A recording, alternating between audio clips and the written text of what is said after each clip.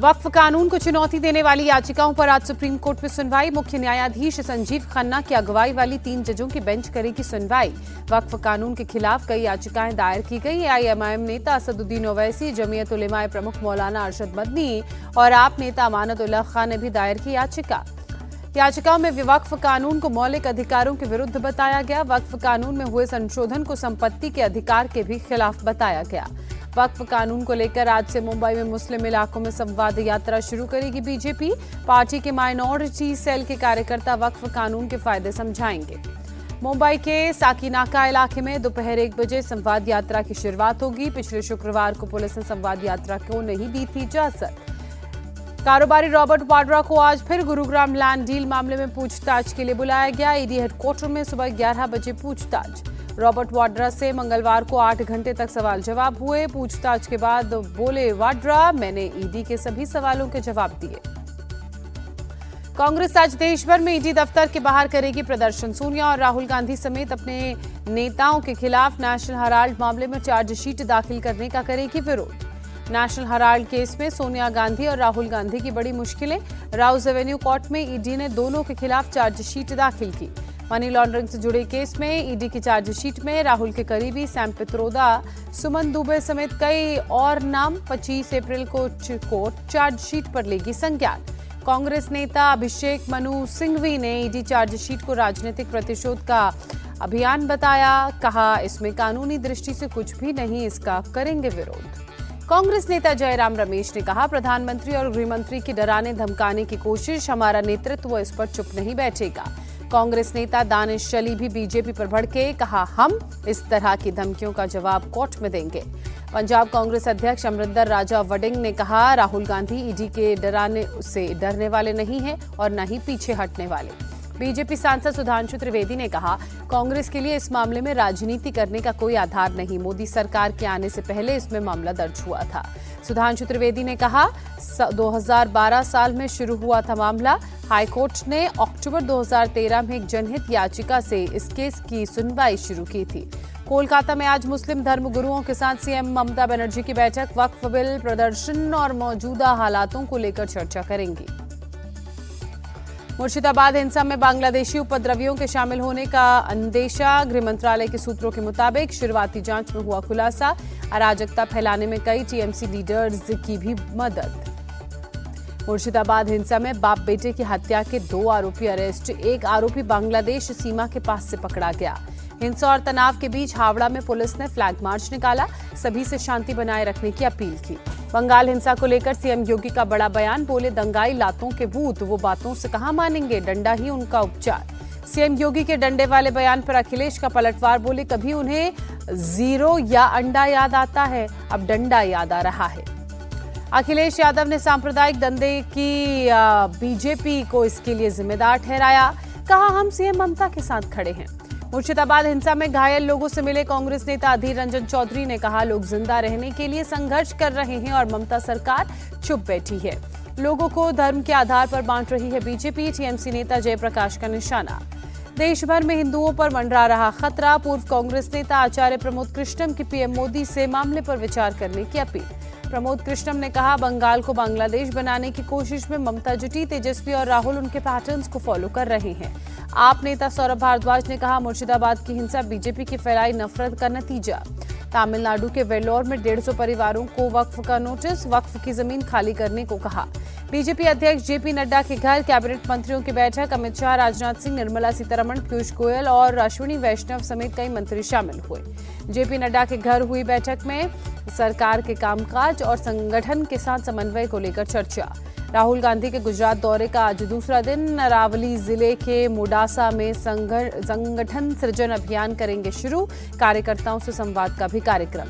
गुजरात कांग्रेस में जान फूंकने में जुटे राहुल गांधी। अहमदाबाद में सोमवार को एआईसीसी के 43 पर्यवेक्षकों और 7 सह पर्यवेक्षकों के साथ बैठक की। गुजरात में संगठन को बढ़ाने पर कांग्रेस का फोकस। राहुल ने सृजन अभियान को दिखाई हरी झंडी। तेजस्वी यादव की दिल्ली में राहुल गांधी और मल्लिकार्जुन खड़गे के साथ हुई बैठक। तेजस्वी ने कहा, 17 अप्रैल को पटना में फिर होगी मुलाकात। मिलकर पीएम मोदी सीएम का नाम करेंगे फाइनल। बैठक के बाद बोले बिहार कांग्रेस अध्यक्ष राजेश कुमार, एकजुटता के साथ एनडीए सरकार से लड़ेंगे। दिल्ली में बैठक के बाद पटना पहुंचे तेजस्वी ने कहा, नेताओं के साथ बैठक को बताया अच्छा, कहा बेरोजगारी, अपराध नियंत्रण और पलायन रोकने जैसे मुद्दों पर बात। आरजेडी की प्रेशर पॉलिटिक्स जारी। मृत्युंजय तिवारी ने कहा, बिहार की जनता ने तेजस्वी को सीएम माना, तेजस्वी के नेतृत्व में ही बिहार में सरकार बनेगी। बिहार के डेप्यूटी सीएम सम्राट चौधरी का अटैक, कहा पूरा इंडी गठबंधन लड़ेगा तब भी नीतीश कुमार ही बिहार के मुख्यमंत्री होंगे। बीजेपी का कांग्रेस आरजेडी पर तंज। प्रदेश अध्यक्ष दिलीप जायसवाल ने कहा, दोनों का एजेंडा एक दूसरे का कद कम करना।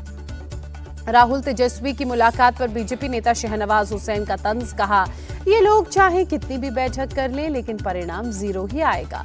सीएम नीतीश के बेटे निशांत की जनता से अपील, कहा मेरे पिताजी के नेतृत्व में बिहार में एनडीए की सरकार बनाए, नीतीश जी का स्वास्थ्य 100% ठीक। निशांत कुमार के बयान पर जेडीयू नेता नीरज कुमार ने कहा, निशांत की राजनीतिक टिप्पणी से विरोधी चारों खाने चित। पशुपति पारस के एनडीए छोड़ने पर आरजेडी नेता शक्ति सिंह यादव का बयान, कहा बीजेपी ने दलित नेता का अपमान किया। एनडीए को हराने के लिए इंडी गठबंधन को मजबूत होना होगा। पशुपति पारस ने कहा, सभी छोटी पार्टियों को साथ लाना होगा। एमएनएस प्रमुख राज ठाकरे ने डिनर पर डेप्यूटी सीएम एकनाथ शिंदे से मुलाकात की। अगला चुनाव एक साथ लड़ने पर दोनों पार्टियों के बीच बातचीत संभव। महाराष्ट्र में लाडली बहना योजना पर फिर सियासत शुरू हुई। शिवसेना यूबीटी नेता संजय राउत का आरोप, कहा लाभार्थी बहनों को सरकार 1500 की बजाय 500 दे रही है। लाडली योजना के नाम पर महिलाओं को धोखा दे रही फडणवीस सरकार। कांग्रेस नेता नाना पटोले का बयान, महाराष्ट्र सरकार के बचाव में चंद्रशेखर बावनकुले उतरे, कहा 2 से 3 सरकारी योजनाओं का लाभ लेना उचित नहीं, जिन्हें 2 योजनाओं का लाभ मिल रहा है उसकी जांच कर रहे हैं। चंद्रशेखर बावनकुले ने कहा, मैनिफेस्टो में जो 2100 रुपए का वादा किया था वो पूरा करेंगे, सिर्फ 500 रुपए देने वाली बात गलत। विपक्ष के आरोप को महाराष्ट्र सरकार ने खारिज किया। वित्त राज्य मंत्री आशीष जायसवाल ने कहा, जो महिलाएं योजना की शर्तें पूरी कर रही हैं उनकी रकम में कोई कटौती नहीं हो रही है। पुलिस हिरासत में मौत हुई तो सरकार देगी मुआवजा। फडणवीस कैबिनेट ने लिया बड़ा फैसला। गुजरात दौरे पर पहुंचे विदेश मंत्री डॉक्टर एस जयशंकर का बड़ा बयान, कहा अब भी गलत हरकतों में शामिल है पाकिस्तान।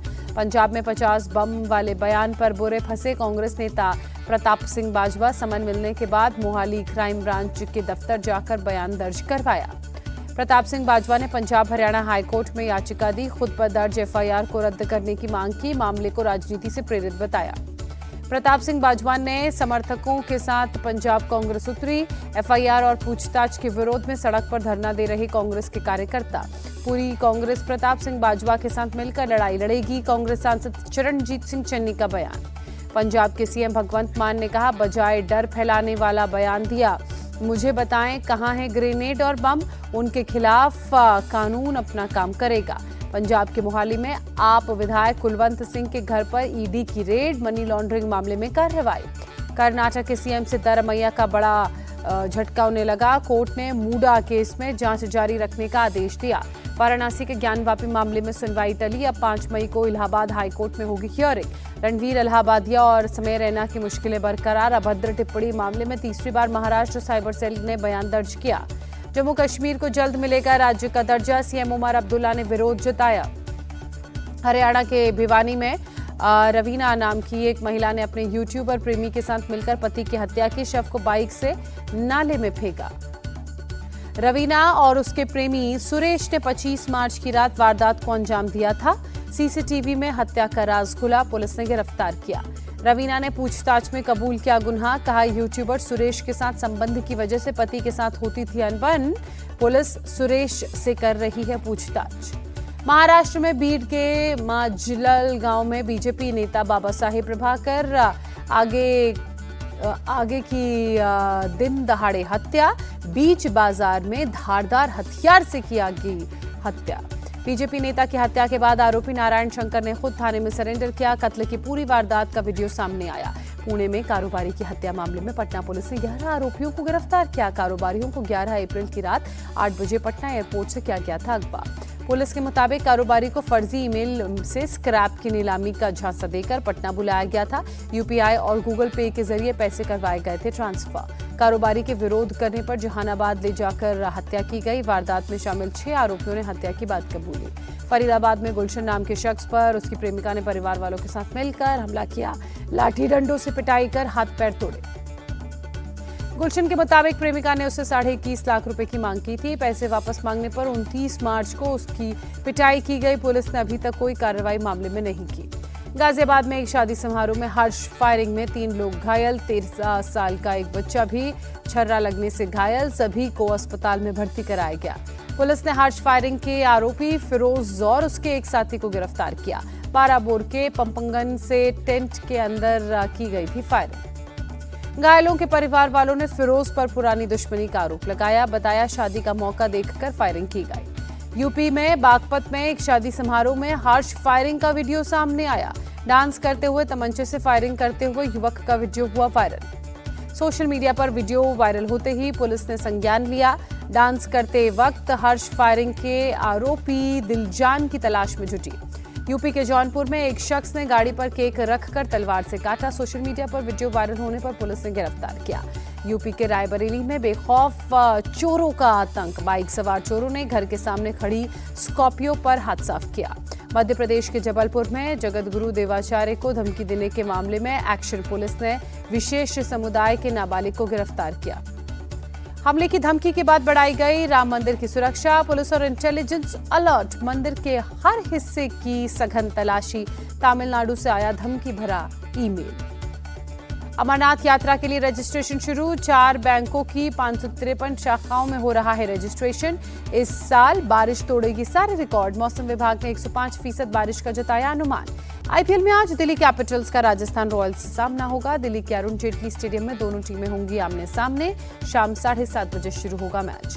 पंजाब किंग्स ने रचा इतिहास। आईपीएल में सबसे कम स्कोर का बचाव कर केकेआर को हराया। 16 रन से शिकस्त दी।